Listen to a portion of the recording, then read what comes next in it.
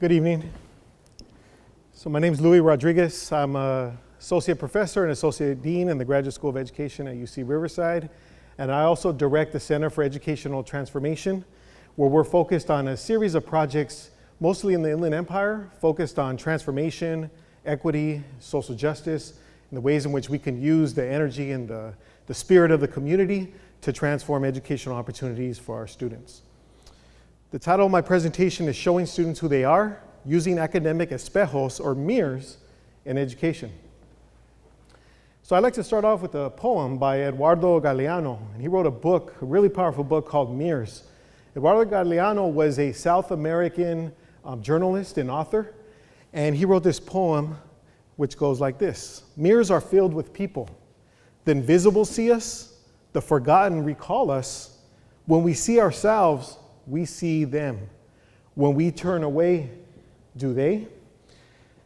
And what I take from this is that every time we look in the mirror, we're never alone. There is always something else, someone else, a legacy there, whether that's our family, whether that's our parents, whether that's our community, our legacy. And I'm going to come back to this point about what we see when we look in the mirror. So the mirror is something that has been perplexing to me over the last couple of years as I engage with my work with mostly youth of color in the K-12 schools. And I've been asking the question, how can educators use the mirror as a tool to engage with our students, with our families, and our communities? Not just as a metaphor, right? The mirror as a metaphor, but as a very practical tool. And this is a slightly different kind of question I'm asking in my research now, because for the last 20 years, as I engaged in my academic work, I've been asking the question, in what ways do we as educators and the system actually recognize the fundamental existence of our students? And what I mean by that is not just in terms of relationships between, say, students and teachers, but also in terms of the curriculum. In what ways does the curriculum recognize the existence of our students? In what ways does our pedagogical practice recognize the existence of our students? And what ways do we recognize the transformative possibilities in education when it comes to our students? And so when I look at my work now, I'm asking, what do our students actually see when they look in this mirror? When I took a deeper dive into understanding where the mirror came from, across the history of the world, really, it's meant different things to different people in terms of culture and language and religion, time period. For some people, the mirror meant it reflected the soul and the spirit. For other people, it means truth or even illusions or deceptions. But the mirror also represents for people what is or what could be, such as our destination. What I've been really interested in thinking about is when we look at our hemispheric lineage of our students in this region, in this country, in North America, there's a direct lineage to the whole Western Hemisphere. And one of the things that I think is really understudied is what is our connection? Well, it turns out that the Aztec people, the Mexica people, that we may have seen or read about in passing in some of our history classes, seen the mirror and used the mirror in a very powerful way. They saw the mirror as representing fire and sun and the moon, or our face, our eyes. The mirror represented to them our parents, our ancestors, or even knowledge. When we look in the mirror, we see knowledge, or even our community's legacy. Well, it turns out that the Aztecs were actually one of the first groups of people in this hemisphere to actually invent or use the mirror. And it actually came from the obsidian rock, which is reflected here in this image, which is almost like onyx. Well, if you've seen an image like this in books or in museums, these kind of green images here are actually mirrors. And the idea is that when you look at one of these Aztec gods, in this case it's Tezcatlipoca, who is the smoking mirror, is that when you look at this god, you actually see yourself, or you should see yourself, as reflected by the mirror. Well, I've been thinking about what is its application to understanding education and the condition of our students to today. So the concept of the smoking mirror, right? This idea that, yeah, we have a mirror, but there's smoke in front of it. There's something that's kind of preventing us from seeing our students clearly because of this smoke. So I'm asking, what does the smoking mirror look like in education today when students actually look in the mirror, right? So here's the smoke, right? Students they don't have a clear sense in many ways of who they are or where they come from. But the question is, why? Well, I think we can identify, based on research, many different trends over the last couple of centuries and decades, such as historical injustices, cultural erasure, racism, damaging policies that have no real relevance or damaging implications for our students, discrimination and exclusion, this overemphasis on testing, low expectations, zero tolerance policies, the silencing of students or our communities, or the altogether exclusion in the educational process, deficit thinking, the shortage of teachers of color, the shortage of mentors of color. And the last 2 points I really want to focus on are absent relationships and irrelevant curriculum.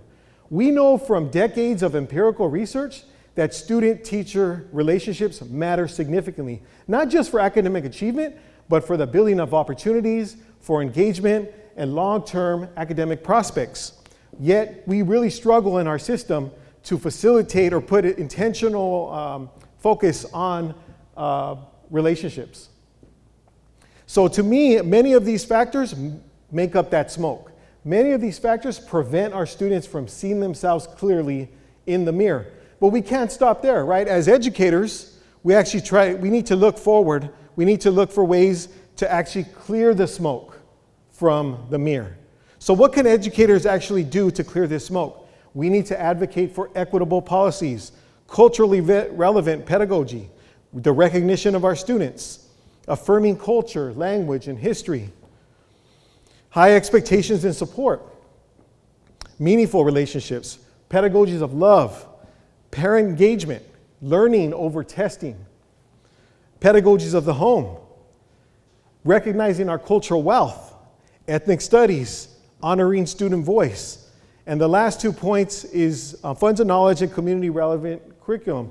Funds of knowledge is a concept that came out in the 90s, and it basically says that students, especially historically marginalized students, students of color, low-income students, immigrant students, undocumented students, they actually bring a lot of skills and knowledge to the educational space. And they're called funds of knowledge, but we haven't had a language or an opportunity to actually recognize what those funds of knowledge are. But the research shows that they're critically important for students to thrive, especially those historically marginalized students.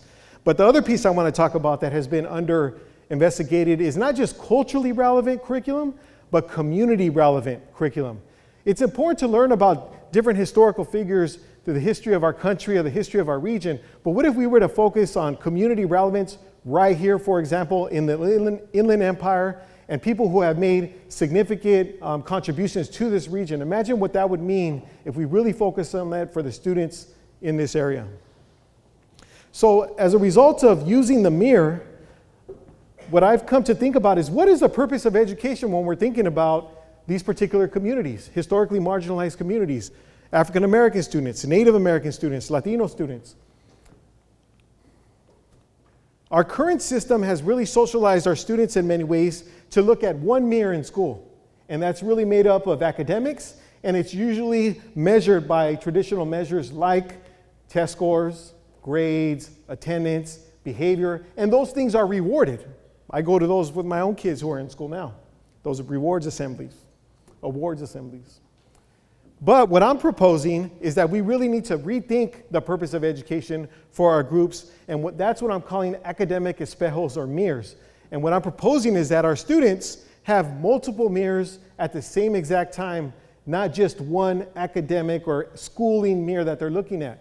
And those academic mirrors are made up of many different things, such as their culture, their brilliance, including education, their sacrifice and hard work, but also they're bringing these things to the educational space. They're bringing their ancestors, they're bringing their communities, they're bringing their families, they're bringing their ganas and sacrifice and their families' contributions from wherever they came from. So what I'm proposing is, let's think about this. What can we do tomorrow? How can we use the mirror? For those of you that are teachers or educators in some way, when you go into your classroom tomorrow, we can say, when I look at my students placed here right at the center, they have multiple mirrors. And what the mirror should actually facilitate is an opportunity to show students who they are, where they've been in their history, and also where they're going. Thank you.